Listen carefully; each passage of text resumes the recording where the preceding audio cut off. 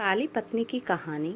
अरे राधा, तुम सांवली, ऊपर से ये काली साड़ी, वो अच्छी दिखेगी क्या तुम्हारे ऊपर? पहले ही तुम्हारे रंग को देखकर लोग ताना मारते हैं। करण राधा को बोला।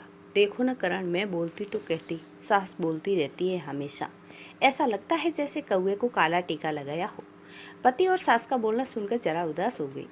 वो काली नहीं थी, कृष्णवर्णीय, और राधा नाक नक्शे में अच्छी थी।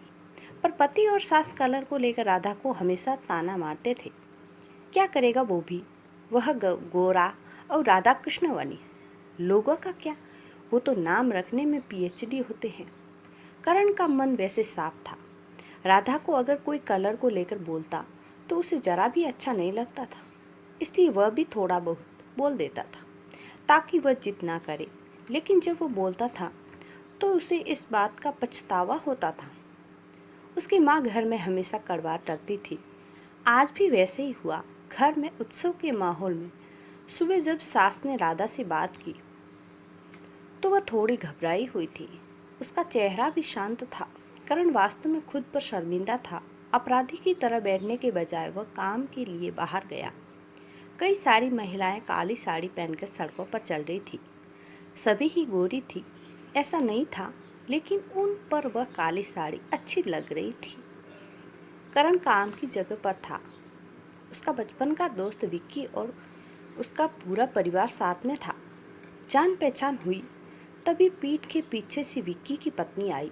वह भी काली सांवली ही थी, काली साड़ी पहनी थी उसने। पीछे से एक आवाज़ आई, प्रतीक्षा दीदी, अच्छी दिख रही हो आप। आपकी साड़ी भी अच्छी है और आप भी। प्रतीक्षा के चेहरे पर खुशी आई। उससे ज़्यादा विक्की खुश हो गया था। करण विक्की को कुतूहल से देख रहा था। विक्की ने वह देखा और जाना। वो करण के सवालों को हल करना चाहता था। विक्की ने करण से सीधे ही पूछ लिया, पूछो तुम्हारे मन में जो भी है, मैं तुम्हें उसका उत्तर देने के लिए तैयार हूँ। करण पहले हड़बड़ाया, फिर वह बोलने लगा कि नहीं, ऐसा कुछ भी नहीं है। विक्की ने करण से कहा, मुझे नहीं जानते कि मैं लोगों का मन कितने अच्छे से पढ़ सकता हूँ। तुम तो मेरे बचपन के मित्र हो, तुम्हारे मन की बात भला मुझसे कैसे छुपी रह सकती है? विक्की आगे बोला, चलो ठीक है, तुम्हारा सवाल भी मैं ही बता देता हूँ। तुम यही सोच रहे हो ना कि मेरी पत्नी जो रंग से काली है और आज उसने काली साड़ी पहन रखी है, फिर भी वह और मैं इतना खुश कैसे? कारण सब कुछ शांति से सुन रहा था और कुछ भी बोल नहीं पा रहा था। विक्की बोला, काला रंग ऐसा रंग है जिसमें दुनिया का कोई भी रंग मिला दे वह कभी नहीं बदलता, यानी कि किसी और रंग की संगत में वह अपना अस्तित्व कभी नहीं छोड़ता। इसी प्रकार प्रतीक्षा भी दिल से एकदम उस कलर के जैसी है, कभी भी रंगीन ना होने वाली लड़की है। वह अपने मर्जी के लिए, यही मुझे लगता है। मैं उसे खुश देखना चाहता हूँ। लोगों का क्या, वह तो बैठे ही है बुरा भला बोलने के लिए। गोरी औरत रही तो छिपकली बोलते हैं, काली होती है तो चूहा या कौवा बोलते हैं। क्या क्या नहीं बोलते लोग, ताना मारने वाले मारते रहते हैं। हमें हमेशा खुश रहना चाहिए। वही मैं अब कर रहा हूँ। वो सुबह मुझे बोली, मैं कैसी दिख रही हूँ, अच्छी लग रही हो तुम। ऐसा बोलने पर उसके चेहरे पर वह कोलगेट स्माइल देखकर मुझे सकारात्मक ऊर्जा मिली। घर से बाहर निकलने तो सभी लोग बोलने लगे कि अच्छी लग रही हो भाभी। हम दोनों ने अच्छे मन से वो बात सोची।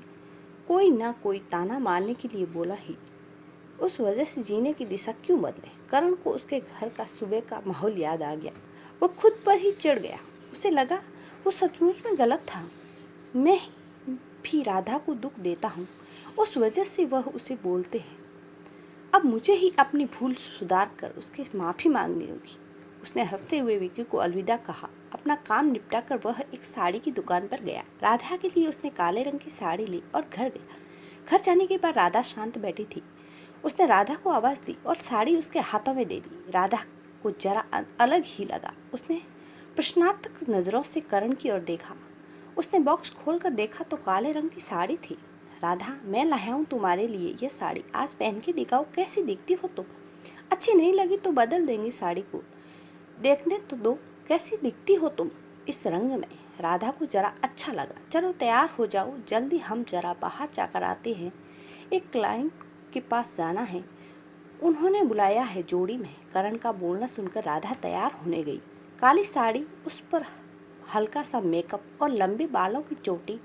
करण भी क्या, करण की माँ भी राधा को देखते ही रह गई। करण बोला, राधा सॉरी। हाँ, अरे लोगों की बातों में आकर मैं तुम्हें हमेशा बोलता रहा, और खरा सौंदर्य किसमें है यह मैं भूल गया था।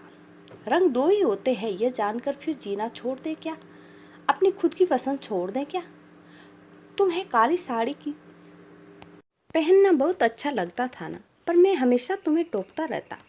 अब मुझे समझ में आ गया, किसी भी रंग में रंगते वक्त मन साफ हो तो खूबसूरती निखरती है। तुम चाहती हो वैसे ही जियो, मैं कभी भी तुम्हें नहीं बोलूँगा।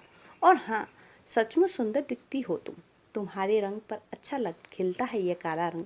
राधा के चेहरे की लाली और भी ज़्यादा बढ़ गई थी। यह बात सुनकर शर्मा कर वह करण को बोली, क्या आप भी न। करण ने राधा का मुस्कुराता हुआ चेहरा देखा और उसके बदले हुए विचारों के कारण खुश हो गया। मन ही मन में करण ने विक्की को धन्यवाद किया, क्योंकि यह परिवर्तन विक्की के शब्दों द्वारा हुआ था। खूबसूरत दिखने के लिए खूबसूरत दिखना जरूरी नहीं है, बल्कि खूबसूरत सोच होना जरूरी है। इंसान का अगर मन सुंदर है तो इससे कोई फर्क नहीं पड़ता कि वह किस रंग का हो।